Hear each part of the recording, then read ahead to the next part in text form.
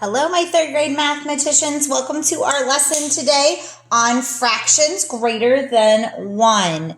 So what I have in front of me is the packet that was given to you when you came for testing.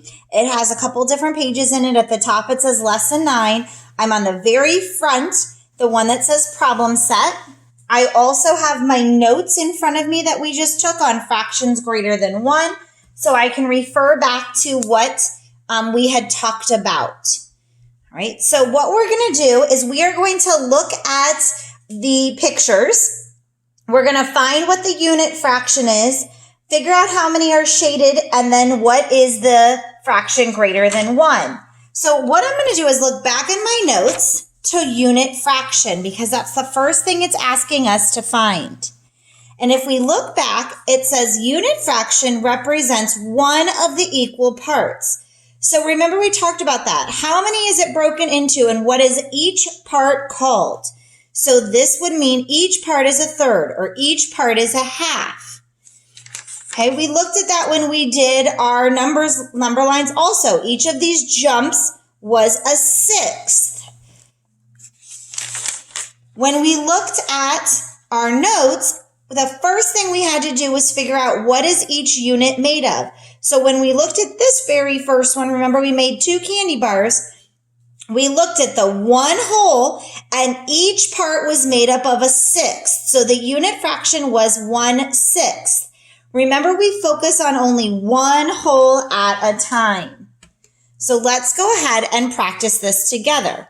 If we look at the example here, to find the unit fraction, remember we look at just one whole. So here is one of the wholes. It is broken into 2 parts, so therefore the unit fraction is 1/2, meaning this part is a half, this part is a half.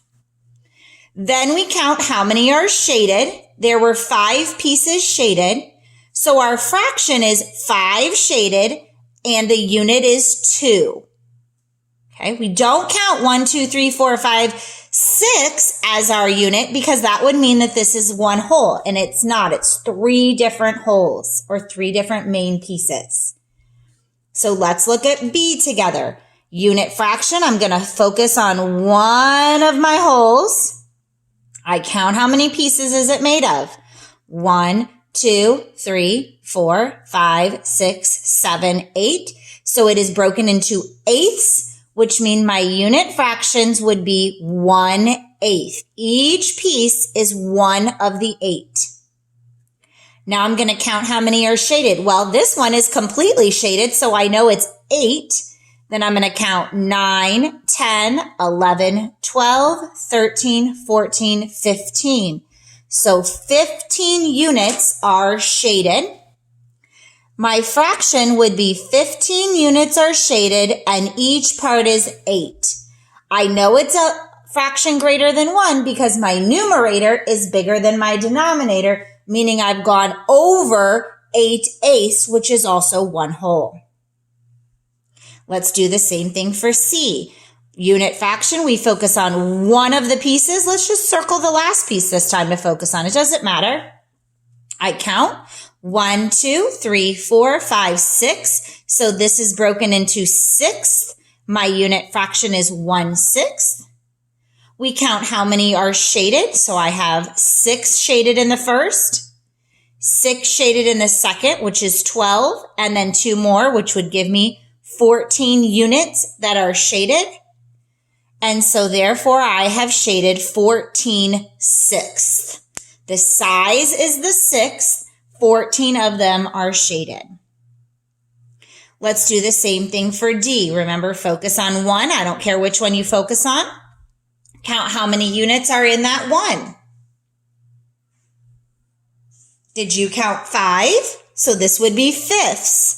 So our unit fraction here would be 1/5. Now you count how many are shaded. You should have said there are 8 units shaded. Write what would be our fraction for shaded. You should have written the fraction 8/5. 8 units are shaded. The size is fifths. Let's try E. Same thing. Find your unit fraction. Find your total number shaded. and make your fraction shaded. You should be counting them out, writing them down. I will put my answers for you to check in just a moment.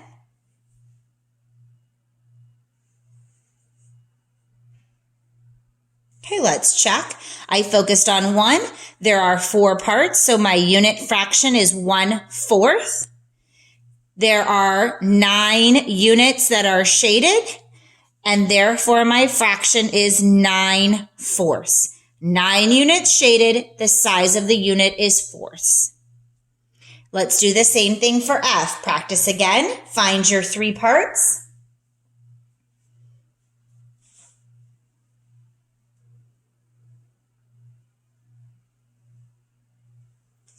So I check one of them. It's broken into 3 parts. My unit fraction shows me that each part is a third, or each unit is a third. I have shaded in 3, 4, 5, 6, 7 units, or copied that 7 times. So my fraction of shaded is 7 parts, and the unit is thirds. Okay, you're going to do one of these very similar on your own later this week, so make sure you have filled this in with me and you've worked through it so that you understand what we're doing. Go ahead and turn your paper over. We're going to look here at the back. So now we're going to draw and shade the basis of the fraction. So if I look here at my sample, they wrote it in words, 5/3. They wrote it in the fractional form, 5/3. 3 tells me to take my whole and split it into 3 parts, 1/3 each, which they did, and then they shaded 5 units. Let's do A together. It says 8/6. 8 is my number of shaded. The size of my units are 6. That means I need to split my whole into 6 parts. Remember, we split it into thirds, and then each third gets split in half to get 6 units. Here is my first whole, and then we do the same with the second whole. So each piece or each whole unit is now broken into 6 parts because our denominator is 6. Now we're going to shade 8 of them. I'm going to put a 6th in here to remind you. So I'm going to quick shade 1, 2, 3, 4, 5, 6, 7, 8. I have shaded 8 of my 6th units, and I have gone over 1 hole into the second hole. We can also write this. This is just a fun way to say I have eaten 1 whole candy bar and 2 of the next candy bar parts. So this part would be 2/6. These 2 numbers are the same. We're going to talk about this later this week, but I wanted to just kind of show you what it means. Let's look at B. 7/4. 7 are the parts that I'm shading. 4 are my units fractions. I'm going to go ahead and split my whole into half, and each one in half again, so that I each get a unit fraction that is 1/4. And then I'm going to do the same with my second whole. Each unit is now 1/4. And now we copy that or shade in 7. So 1, 2, 3, 4. That's 1 whole. 5, 6, 7. We've almost shaded in 2 holes. Let's do C. Now the C, they gave us the fraction. Let's write it in words. So I'm going to put 6. My denominator is fifths. F-I-F-T-H-F-S. I'm going to make mine into units of 5, which is kind of tricky. Do your best you can. And label each one as a unit of 1/5.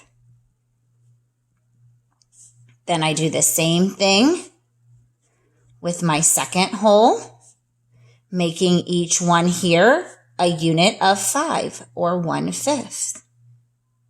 Now that we've broken them into the proper units, we're going to shade in 6. 1, 2, 3, 4, 5, 1 whole, and now an extra 6. And then let's do D. Go ahead and try D on your own. Switch it into the words, and then separate your 3 holes and shade them in.